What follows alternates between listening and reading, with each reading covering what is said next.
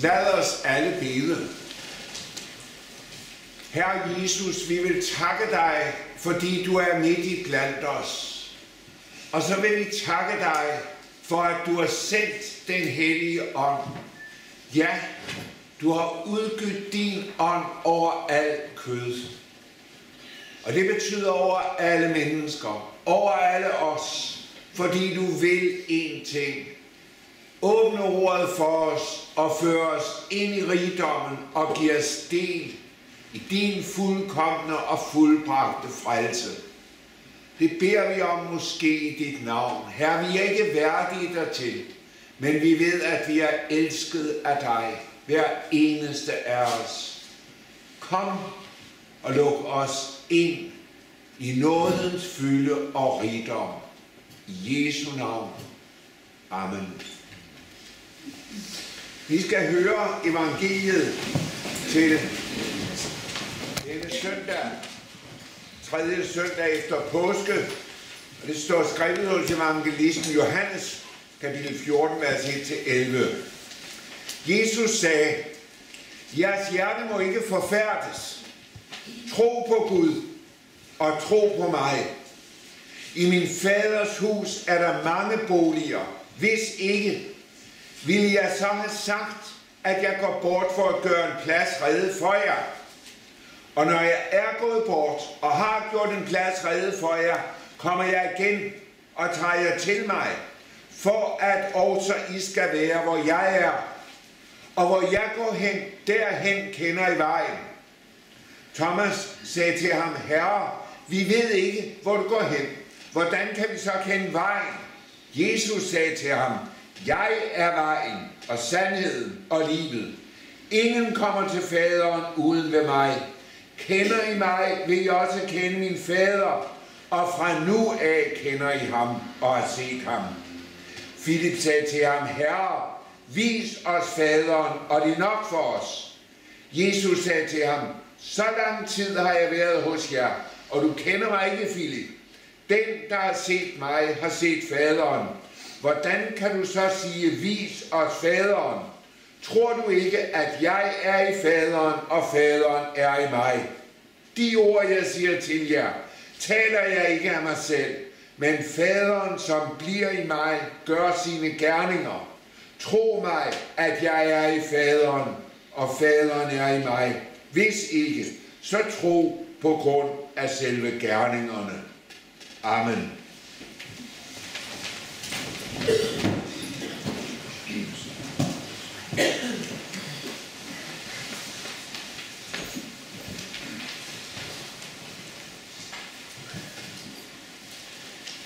Vi hører her nogle forunderlige ord. Vort hjerte skal ikke forfærdes. Og det siger Jesus på et tidspunkt, hvor der er allermest grund til, at hjertet det bliver forfærdet. Men det skal det ikke. Lad nu ikke dit hjerte forfærdes. Det du skal gøre, det er at tro på Gud og tro på Jesus. Og så kommer der noget, der er mærkeligt i teksten. Det er, at når vi sådan set har hørt om, at vi skal tro på Gud og tro på Jesus, så må der vel komme noget med, at hvordan skal vi bære os ad med det? Og det gør der også. Men der kommer noget andet end det, vi havde tænkt. For Jesus begynder at tale om de evige boliger. Det er mærkeligt. Jeg tror, det hænger sammen med, at det er meget vigtigt, at når du skal tro, at du får nogle fikspunkter. Det vil sige punkter, som gør, at du kan orientere dig ud fra dem. Hvis du har en meget smuk udsigt der, hvor du bor, så er det vigtigt, at du ikke bare ser ud over et kæmpe område. Nej, du sørger for at få plantet noget, der ikke er for langt væk. Det er meget vigtigt. Sådan at du ligesom kan se ud af nogle kanaler. For du kan bedst se ud af kanaler. Det ser flot ud, det der, man står der, men man mangler fikspunkterne. Nogle af os har været i nogle af højhusene ude i Brøndby. Og det er en oplevelse at komme derop. Og så kunne se, nogle steder kan du se, det er utroligt langt, og til Sverige og det hele. Det er jo fattigt, så langt man kan se derop. Men jeg alligevel vil tænke, hvis jeg boede deroppe altid, jeg mangler nogle træer i nærheden. Sådan at jeg ligesom kan få den der følelse af, at der er noget nærved, og der er en mellemgrå, og der er en horisont. Sådan er det også med forståelsen. At man skal forstå noget, så hvis jeg siger, hvad skal du tro? Du skal bare tro det hele, siger det til dig. Ja, det får du ikke meget hjælp af. Men hvis jeg peger på noget og siger, tro nu det, og lad ligesom det få plads, så vil du opleve det mærkelige, at der er også andre ting, som på en måde bliver klart for dig, når du vender dit blik mod det ene og det afgørende. Tro nu det, at der er mange boliger i himlen. Der vil jeg gerne allerførst sige det, at ordet bolig i det himmelske og bolig i forbindelse med Gud, det står der egentlig meget om i Bibelen. Jeg kommer til at tænke på, efter vi talte lidt om det i tirsdags. Gud er jo vores bolig. Det står i Salme 90, og det stod faktisk også i kapitel 33, 5. Mosebog, i den gamle oversættelse, at Gud er en evig bolig. Gud er en bolig, og hernede er de evige arme. Gud er vores bolig. Er det ikke fantastisk? Vi bor i Gud. Det er en utrolig tanke. Er det ikke sådan en bog en anden? Det må jo betyde, at han tænker på os og sådan. Nej, det betyder, at vi bor inde i ham. Det er anderledes end, når jeg tænker på et menneske, så kan det bo i mit sind. Og det er jo rigtigt. Men det er noget andet. Det er med Gud. Der er du inde i ham. Og det er jo noget, som Jesus taler utrolig stærkt om. Den hellige skrift med at være i ham. Bliv i hans kærlighed. Bo ind i den. Vær ind i den. Det sprænger vores fornuft. Men det mærkelige er, at troen kan mærke herinde. Der er vi altså inde i det. Det har jeg altså om. Jeg bor inde i ham. En fantastisk virkelighed. Det tales også om, at Gud bor i teltet, i tabernakteltet, som de er nede under ørkenvandringen. Der bor Gud inde på dette sted. Bor i templet. Man taler også om legemet. Det er forunderligt, at vi har et legeme. Du bor i et legeme, og der er i himlen et himmelsk legeme, som du skal bo i. Det skal du. Vi venter på et legeme fra himlen, taler Paulus om 2. Korintherbrev kapitel 5. Og vil iklædes vores bolig fra himlen. Du får en bolig i himlen, i et legeme. Det er ikke som grækerne tror, at du er sådan underlig ånd, når man tager et, tager man ingenting. Nej, du får fat i noget håndfast, når du tager mig i hånden i himlen. Det er en dejlig, forunderlig virkelighed og fornemmelse. Og når nu drejer sig om de himmelske boliger, så tror jeg, at det er sådan, at jeg ikke skal være boligløs i himlen. Det er noget af det, der ikke er rart, ikke at have en bolig her på jorden. Og hvis du ikke har det, så får du lov at bede om det, for Gud siger, at Gud giver den ensomme et sted at bo. Det tror jeg gælder jorden. Så altså, hvis du mangler en bolig, fold hænderne, og så se, hvad der sker. Gud har en bolig til os her på jorden. Men han har også en bolig i himlen til dig. En bolig, du skal bo i. Det ord bolig på det sted på græsk her, det betyder en bolig og et hus og et rum. Jeg har tænkt meget over det, at det betyder rum. Og så har jeg tænkt, skal det forstås sådan, at vi ligesom er i Gud, og det opleves alle sammen, vi er i Gud, og der har vi ligesom rum i Gud. Det er der nogen, der tænker, og derfor oversætter de dette sted her. I min faders hus er der mange rum. Jeg er nu glad for, at vi har valgt den anden oversættelse. Den gamle oversættelse her i den nye oversættelse, hvor det er bolig, der nævnes.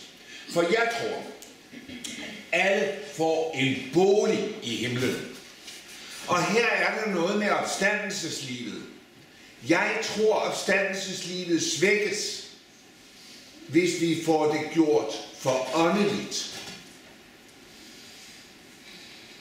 Og jeg tror, at mange har tanker om himlen, der er så underligt uhåndgribelige, fordi de er mere åndelige gåseøjne, end Bibelen taler om det.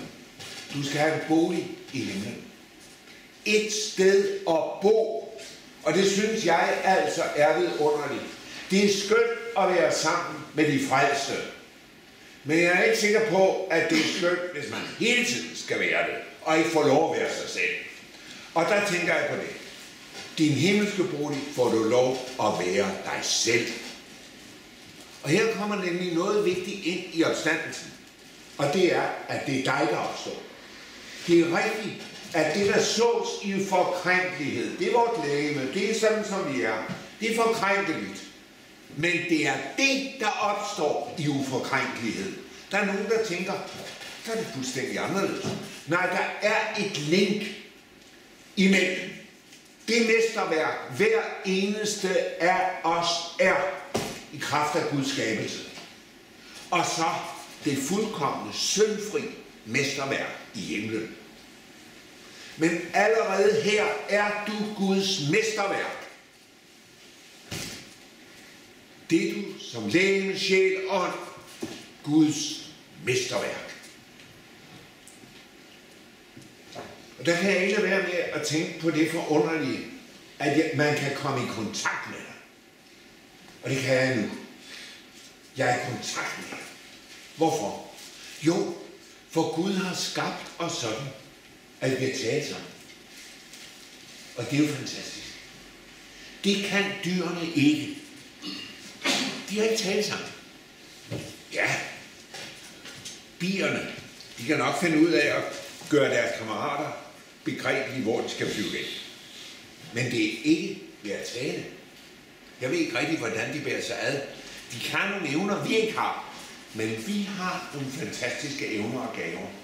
Den, at man kan fortælle og forklare dig selv vanskelige ting. Og du kan forstå det. Ja, du kan endda komme og sige, jeg synes nu ikke lige sådan. Det er jo fantastisk. Det er så berigende, når du ikke altid synes det, jeg synes. Og mærker det der, man kommer ind i det fantastiske samspil. Tænk at skulle møde Jesus og tale med ham som ven med ven. Og så tænker jeg også på, at når der står, at de skal modtage os i de himmelske boliger, så tror jeg, det er fordi, de siger, at du ikke har lyst til at komme med hjem. Og det vil jeg jo da gerne. Det, at vi kan besøge hinanden i himlen, det er da ikke det ringeste. Altså, det at vi bliver en underlig, godt nok forunderlig lovsangssyngende skare, men at vi også er enkelte individer i den himmelske verden, men bolig i himlen. Det er godt at få det.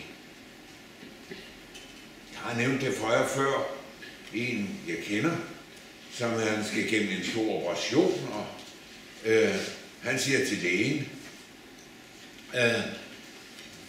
hvis jeg dør i forbindelse med det her, det skal du ikke tage dig ned. For jeg skifter bare adresse. Og det er jo en god ting, hva'? Adressen. Jeg tænker på, jeg kan vide, hvordan vi finder ud af, hvor de forskellige bor i himlen. Må vi få en adresse? Ja. Ja, der er mange ting. Man begynder lige frem at glæde sig. Og det er jo det. At få et billede af himlen, der skaber en længsel og en glæde i dit hjerte. Er det så ikke mærkeligt, at når Jesus siger, tro på Gud og tro på mig, så taler han om himlen. Om en bolig, han har beredt dig. Guds rige er et mærkeligt rige. Kaster et lys et sted, og så ser man ligesom en verden for sig. Og det bliver så underligt nærværende, så underligt, forunderligt konkret. Så kan jeg ikke være med at tænke på, at vi hører om to disciple her. Vi hører nemlig om Thomas, og vi hører om Philip. De hører det her, Jesus siger, og det får dem til at spørge. Og der bliver vi altså klar over, at på trods af, at de har vandret med Jesus nu i 3 år, så er det nu begrænset, hvad de virkelig forstår. Og det er jo også mærkeligt med dig og mig. Nogle af os har vandret med Jesus i mange, mange år, og så er det jo så utroligt begrænset, hvad vi forstår. Det er det. Men der er der et ord, som jeg vil pege på i dag for dig. Og det er fra Jakobs brev. Der står der nemlig i det 1. kapitel, vers 5. Men hvis nogen af jer står tilbage i visdom, skal han bede om at få den fra Gud, som giver alle rundhåndet og uden bebrejdelser, og så vil han få den. Jeg beder dig om at lægge mærke til det her ord, og så vil jeg spørge, hvilke konsekvenser har det ord i dit liv? Hvis jeg spørger dig, mener du ikke, du mangler visdom, så er jeg sikker på, at alle sammen her gør det. Alle vil sige, jamen det er jo det, jeg gør. For det er ikke meget, jeg forstår. Så jeg mangler visdom. Og jeg hører selv til. Vi hører alle til det. Der mangler visdom. Det er vi enige om. Men så står der, så skal I bede om at få den. Og så vil jeg spørge, hvor mange af jer har bedt om at få den? Hvor mange af os har det som en bøn, at vi må få den? Og så står der det mærkelige, at hvis du gør det, så skal det ske. Hvis du beder om det, der er et hvis, så skal Gud give dig det. Og det vil sige en ting. Når du nu kommer hjem til din himmelske far, så kan det godt være, at han siger, eller du siger til ham, når jeg tænker tilbage på jorden, så ville jeg nu godt have haft noget mere visdom. Og så siger Gud på dig, ja, det er godt forstå. Og så siger du til Gud, hvorfor gav du mig ikke noget mere visdom? Så kan det være, at Gud siger til dig, jeg har jo sagt til dig, at hvis du manglede det, så skulle du bede om det. Men det hørte jeg jo aldrig, du gjorde.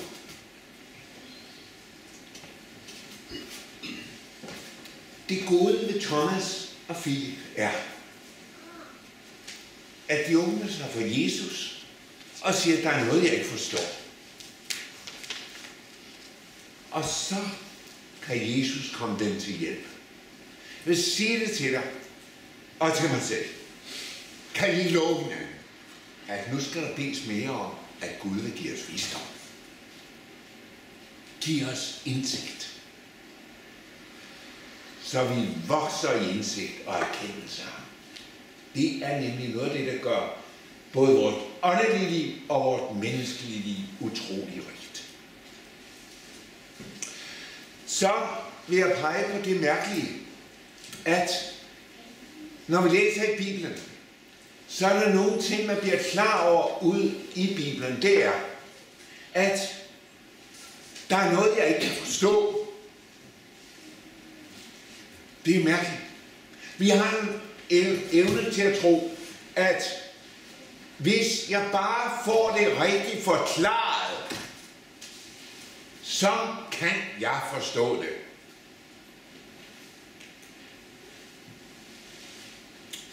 Sådan er det ikke. Jeg skal forklare det så godt jeg overhovedet kan.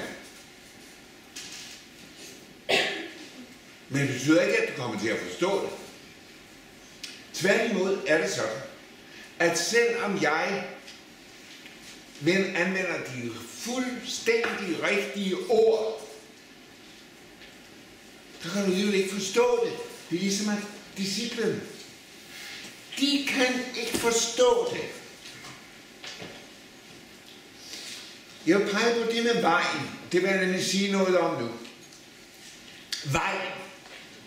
Når der står, Jesus siger, jeg er vejen. Hvordan tænker folk så? Hvordan forstår du det så? Jo, jeg tror, du forstår det på den måde, at hvis jeg ved, hvor jeg skal hen, det er det første. Jeg skal vide, hvor jeg skal hen. Men at jeg også kender vejen, så må det betyde, at jeg skal gå den vej, eller køre den vej, eller køres den vej, eller jeg må skulle så fra det ene sted til det andet, og vejen skal jeg igennem for det her. Ofte så vil du sikkert tænke, ja, der er altså en vej, jeg skal gå. Der er noget, jeg skal gøre. Og så vil jeg sige til dig, det er ikke helt forkert. Der er noget, du skal gøre. Jeg undrer mig egentlig over, hvor meget i Bibelen, der står om, hvad du skal gøre, faktisk. Det står der utrolig meget om i Bibelen. Og jeg tænker ikke dermest på Jesus forkyndelse. Alt det, der står om, man skal gøre. Og der vil jeg pege på bjergprædiken. Det er Matthæus 5, 6 og 7. Der står der koncentreret, hvad du skal gøre. Der står også andet, men der står utrolig meget om ganske konkret, hvad du skal gøre. Og her tror jeg, at mange af os kristne, vi springer alt for let over det. Så du har ret i, der er noget, jeg skal gøre. Der er en vej, jeg skal gå. Det er sandt. Men det mærkelige er, at Jesus siger ikke, nu skal jeg vise dig vejen. Nej, han siger, jeg er vejen, siger Jesus. Og så siger man, nu begriber jeg ikke længere noget. For jeg har aldrig hørt om, at et menneske kan være vejen på den måde, som Jesus taler om det. Det kan jeg godt forstå, at du ikke kan forstå. Det er nemlig også mærkeligt. Men det er hemmeligheden, ligger her. Når der er tale om, hvad du skal gøre, så er vi inde på loven.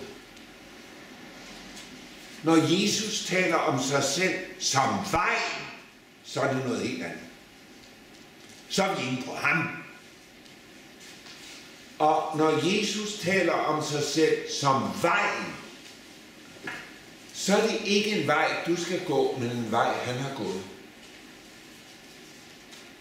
Du gik for mig en blodig sti, og jeg som skyldig var, slap fri. Det er det, at Jesus er vejen. Det er ikke en vej, du skal gå.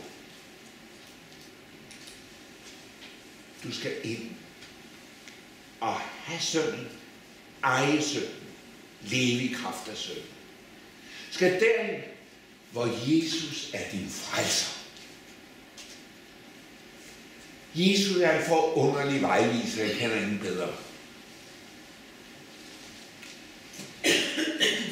Men der er noget, der er større.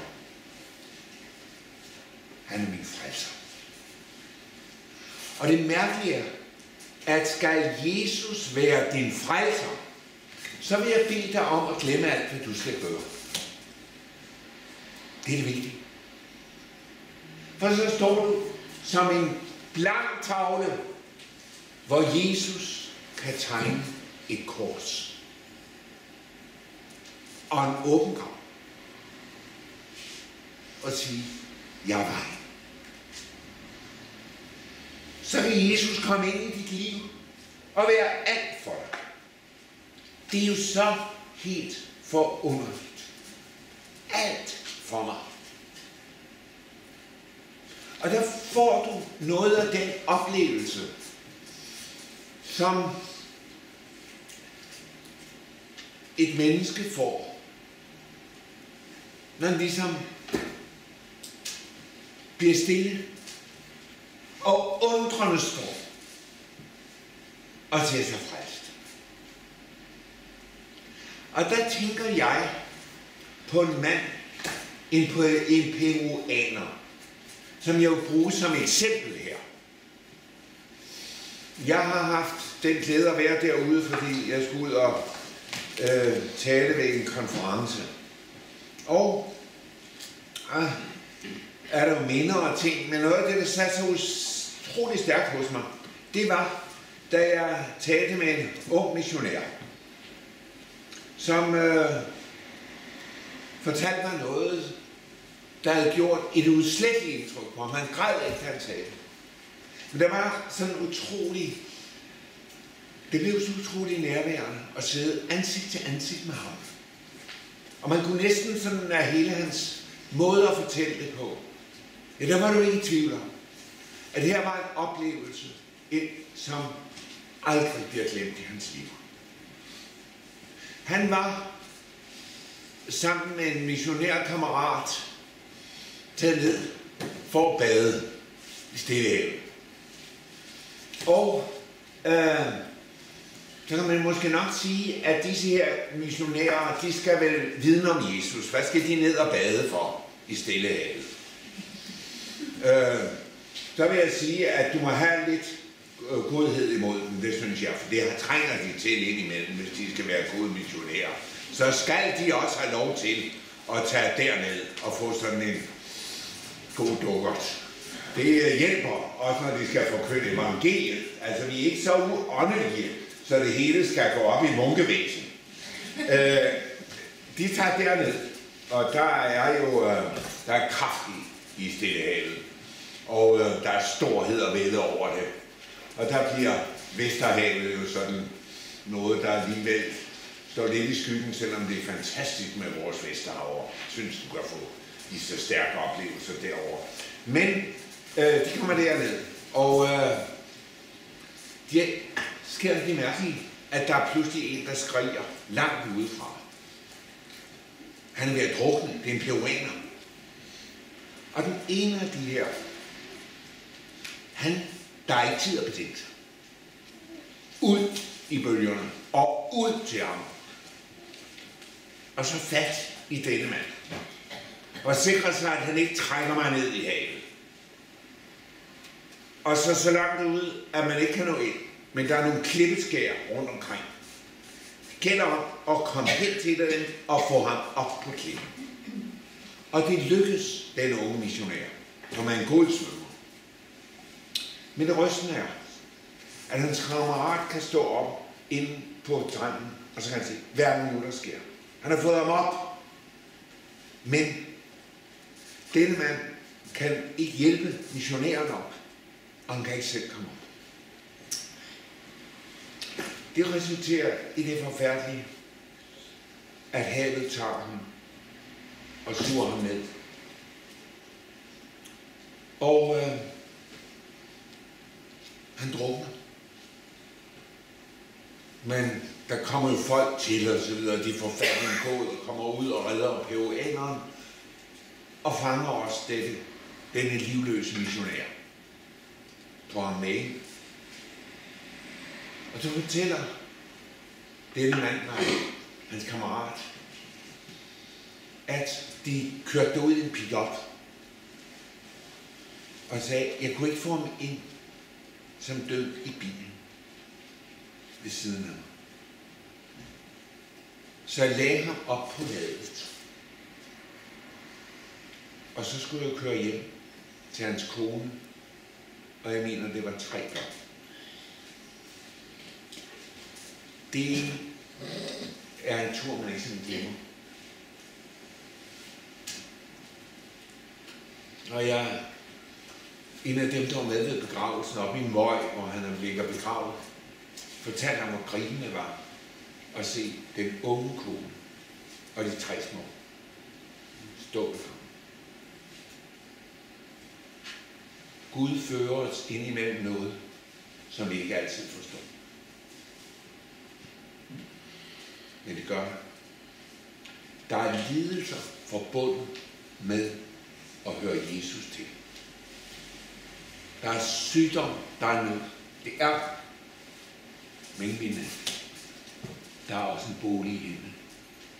Der er en bolig, der er beredt. Og det er der, alt bliver godt. Så tænker jeg indimellem på denne peruaner.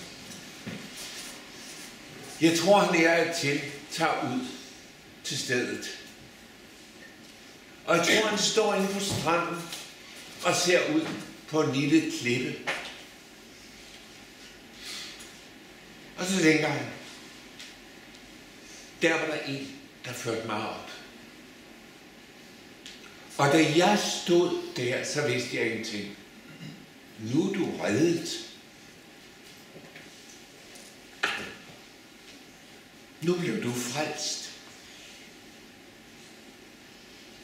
Men jeg tror også, han tænker, det var en anden, der ikke blev det. Det var han, der reddede mig. Jeg vil så gerne, at det kors, hver eneste gang du ser det, skal minde dig om, at der var en, der blev ramt af Guds straf, af Guds forbandelse, for at føre dig op på klippen. Ikke én klippe. Der kan være mange klipper i vores liv, men der er en, der er klippen. Den eneste ene klippe. Frelser. Det er den, han har ført mig op på. Det er ikke nogen andre. Det er ikke nogen selvgjorte. Det er ikke nogen andre mennesker peger på. Der er én frelsesklippe. Golgata. Forsoning. Den ene. Og så tænker jeg, den peruaner kan jo godt stå der, og så kan det godt være, at Gud minder ham om, at Jesus har sagt, jeg var. Han havde nemlig mødt en ung missionær, som ikke tænkte på sig selv. Og han blev jo vejen for ham. Ikke en vej, han skulle gå.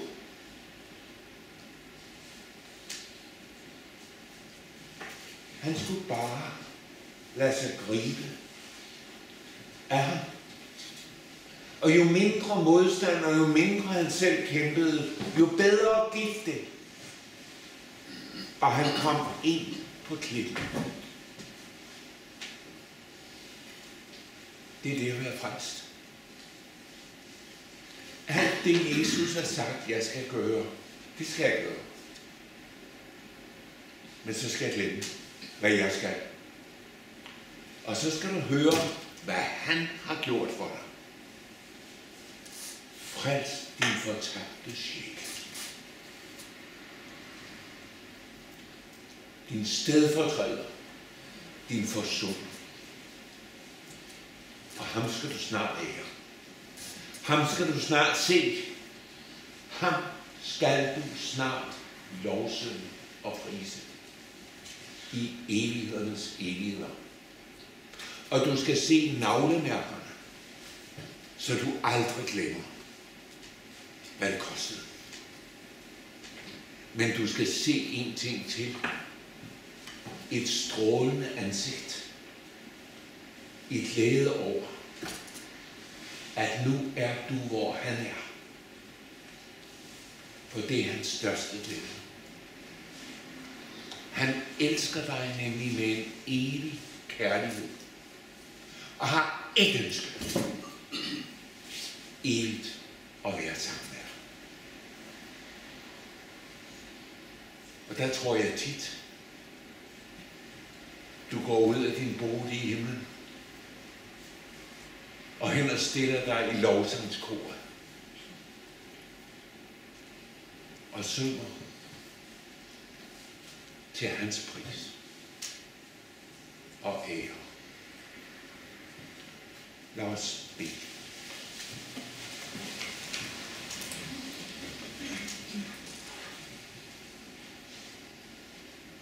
Herre Jesus, lov og pris og tak og evig ære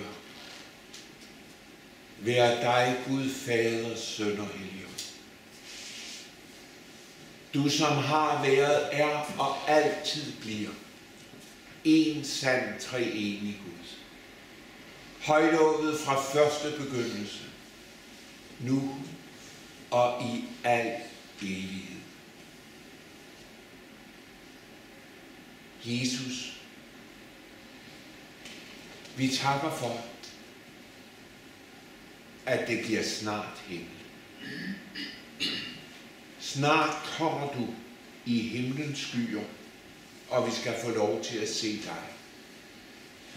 Vi takker dig for alle de mange tegn, du har givet os i Bibelen på din genkomst. Og for at vi ser tegn efter tegn opfyldes. For at vi må være dem, der lytter efter dine trin. Og det er som om vi hører, at du kommer nærmere og nærmere. Kom, Herre Jesus. Kom snart. Men indtil du kommer, så vil vi bede om, at mange mennesker må blive frelst. Vi vil bede for vores egen menighed. Vi vil bede for vores venskabsmenigheder i Konso og Bansko. Kom du. Også til de kære venner, der samles der. Vi beder dig for lederne i menighederne, for de indfødte evangelister, for dem, der synes, de har så lidt visdom. Tak, at vi må komme til dig. De må komme til dig, og du vil give dem åndens visdom ved din hellige ånd. Vi beder for dem i dit navn. Og så beder vi også om, at vi alle må få lov at være med. Herre, ikke en må lades tilbage. Alle må frelses. Og det beder vi om for vort kære land. Herre, send en vækkelse. Både ind over din menighed, men også over de mange, mange vantro. Herre, kom med frelse. Det er vor bøn. Kom også til os, når livet er svært og gør ondt. Herre, med sygdom og nød af mange slags. Og vi beder om lægedom. Beder for Albert. Beder for Jørgen Nielsen. Beder for Gert og Hans Sørensen. Tak, at vi må lægge Gerda i din hånd. Beder også om, at du velsigne Birgit Hansen og Eduardos mor. Beder for Tove. Vi beder for Maria. Vi beder for Frederik. Herre, vi ved, at du kender den enkelte, som er et mesterværk i dine øjne og som er elsket. Kom, Herre Jesus, i nåde. Tak, at vi også må bede for dem, der lytter til denne udsendelse. Kom, Herre Jesus. Vi beder også for dem, der kender til sorgen, fordi en af deres kære er gået bort. Jesus, der er du særlig nær, og det lover vi dig for. Så takker vi dig også for vores unge, og der tænker vi også på de unge fra LMH, som vi har haft glæde af at se her også i dag. Tak, at vi må betro dem til dig. Hver eneste en. Bevar de visdom og lad dem leve under det rensende forsoningsblod til deres sidste stund. Beder vi også om for de unge i Børkop og ved Genesarets sø. Her kom du i nåde. Beder dig for vores regering, vores folketing. Herre, vi beder i ydmyghed om, at du vil forbarme dig og give os lov i overensstemmelse med dit ord, så vi ikke mister velsignelsen. Vi beder for vor dronning Margrethe den anden, prins Henrik og hele det kongelige hus. Herre, se til dem og se til den enkelte. Og Herre Jesus, er det sådan, at vi også skal gå gennem dødens trange port, så beder vi om, at du vil komme i den sidste nattevagt. Kom, Herre Jesus, og bær du barnet hjem til dig på armen. Frelst af nåde til evigt glæde. Det beder vi i vor Herres Jesu navn. Amen. Lad os rejse os og modtage Herrens velsignelse. Og så vil Herres Jesu Kristi nåde, Gud vor Faders kærlighed og Helligåndens samfund være og blive med os alle. Amen.